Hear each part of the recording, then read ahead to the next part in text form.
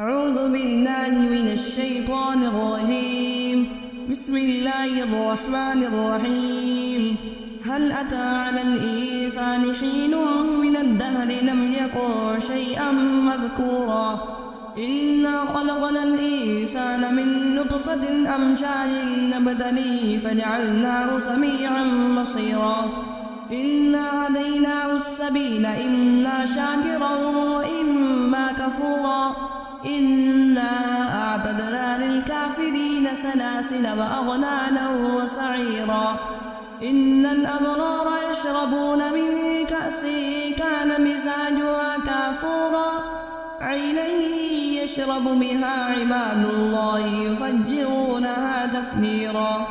يوفون بالنذر ويخافون يوما كان شره مستطيرا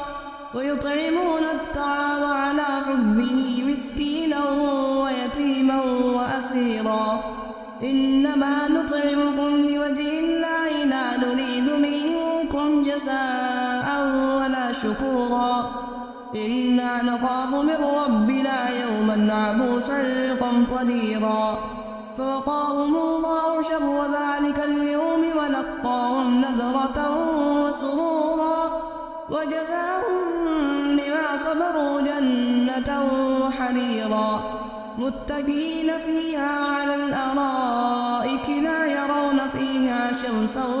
ولا زمهريرا ودانية عليهم ظلالها وظللت قطوفها تذليلا ويضاف عليهم بآنية من فضة وأكواب كانت قوارير من فضة قدروها تقديرا ويسقون فيها كأسا كان مزاجها زنجبيلا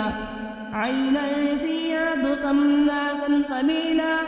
ويطوف عليهم ولدان مخلدون إذا رأيتهم حسبتهم لؤلؤا منثورا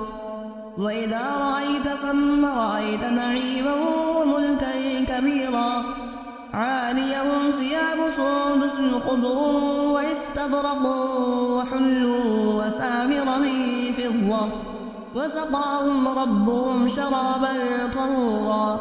إن هذا كان لكم جزاء وكان سعيكم مشكورا إنا نحن نزلنا عليك القرآن تنزيلا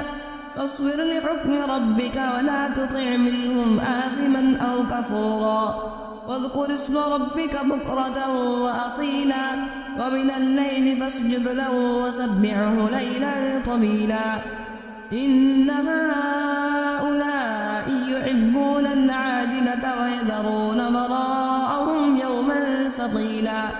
نحن خلقناهم وشددنا أسرهم وإذا شئنا بدلنا أمثالهم تبديلا إن هذه تذكرة فمن شاء اتخذ إلى ربه سبيلا وما تشاءون إلا أن يشاء الله إن الله كان عليما حكيما يدخل من يشاء في رحمته والظالمين أعد لهم عذابا أليما.